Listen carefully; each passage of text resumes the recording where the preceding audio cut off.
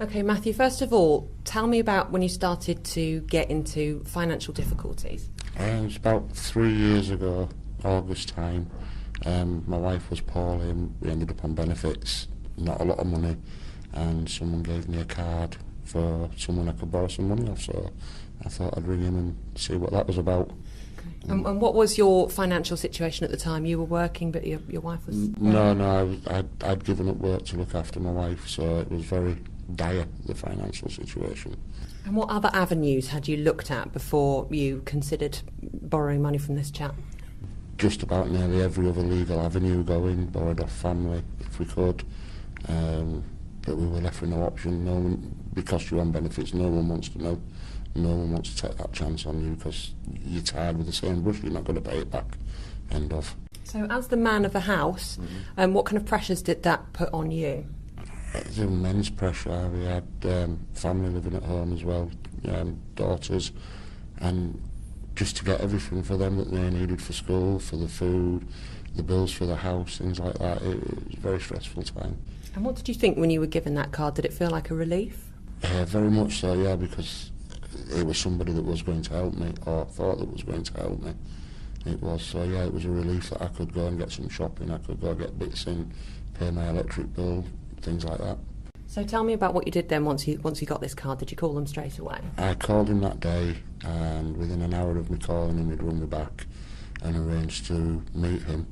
At the time, I thought he was going to come to my house, and what I didn't realise is he lived nearby, so I was expected to go there, which I did. Okay, and what happened on that first meeting? He asked me how much I wanted to borrow. I think at the time it was £100, and he sort of laughed at me and said, well, I don't know you from Adam, you can have 20 quid, and I want 30 quid back next week, which seemed fair enough at the time, so I did that. So you borrowed your 20 quid, presumably you paid back your 30 quid, no problem? Yeah, no problem. And what happened after that? They said to me, now you've paid that back, you can go for bigger amounts and we're always here to help you. So I started borrowing £100 at a time, paying £150 back either the fortnight after or the week after. And it got into a situation from there where it spiralled because we didn't have enough money to pay that back. So we'd borrow money off him to pay back what we already owed him, leave us with a bit extra. And it got to the stage where I couldn't pay anything back. So it just kept adding money onto it and money onto it and money onto it. And I believe the most I ever borrowed off him was £900, and that ended up costing me just over £5,000 to pay back. Wow, because it went on for too long, or? Yeah, it went on for too long, so they kept putting interest on every week. There was weeks when I couldn't pay, so if I couldn't give 150 one week, he'd say next week I want 300. And when you're on benefits, that money's just not readily available to do. So I ended up where we were getting our benefits on the Monday, and by the Monday evening when I'd seen him, we'd have £10 left to feed the family of four and do everything. So it was a knock-on effect where we ended up, because I'm ex-forces, we ended up going to the Royal British Legion, who for a good 6 months last year were keeping us basically. They were giving us food vouchers so we could go to Morrison's.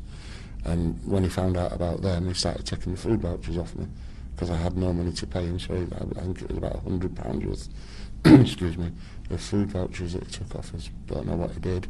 Probably spent them in Morrison's, but yeah, it was very hard times. So you went from a fair amount of stress before you'd even started borrowing this money. Yeah. What then happened to your mental state during this process? It went through the roof, basically. I couldn't cope with anything. I couldn't talk to anybody. I'd tried contacting the police a year previous to in 2012, gave a statement to them about what was happening, went home and retracted my statement. Why did you decide to retract that statement? I got frightened. Plain and simple, I just got frightened of what could happen. You know, the threats had been made by this time. Windows were going to get put through. At one stage I was told that they knew a couple of boxers that had come round to my house and deal with it. So it was just pure threats and intimidation all the way along. With them living so close, every time we went out we'd bump into one or the other of them. They'd come up and down the street and just sit outside the house looking into the window. If we walked out, they'd shout and swear at us, so we felt very intimidated. And did this concern, ever leave you, or was it sort of, first thing when you woke up in the morning? You go to sleep thinking about it, and the first thing that comes into your mind when you wake up is it's still there, it's not gone. You can't physically concentrate on your life. You can't plan anything. It's just always in your mind. What am I going to do? What am I going to do? And what kind of reaction were you getting from these men when you were saying, I can't pay you this time? They weren't bothered. All they said is, you've got our money and we want it back. You can go out, you can beg, you can borrow, you can steal, you can sell things, which is what we ended up doing. I ended up selling 2 cars, very, very cheap, just to pay them their payments at the end of the week and to give us some money for food. Stuff from the house has been sold. I've borrowed thousands off family to pay them back, which I'll struggle to pay back now. So yeah, it's very difficult. How long are we talking about in terms of a timescale? I've been involved with them for approximately 3 years. And during that time, how much have you actually borrowed? I'd say I've probably borrowed, through that time, maybe about 3,000, 4,000, and in total paid, I'd hate to think how much I've paid. It's definitely double that and probably a bit more that I've paid back to them in the end. How does that make you feel when you think of the actual amount that you borrowed to help you out when times are really tough, and how much you've ended up paying back? It makes me feel sick. It does. We've ended up where, with no quality of life, that's just starting to come back now. We've not been able to do anything for 3 years, go anywhere, celebrate Christmas, birthdays. No one's had anything from us because we've just been so much in with them. When was your lowest point? My lowest point would have been the day before I contacted the money lending team. I woke up that morning and I actually woke up crying. I did, and I've not done that for a long, long time. I went downstairs, sat in my chair, and I thought, well, there's 2 things I can do.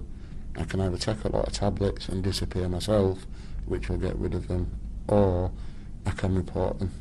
And I'm really glad I took the second option. Really glad. A couple of weeks after that, the raid was done on their property.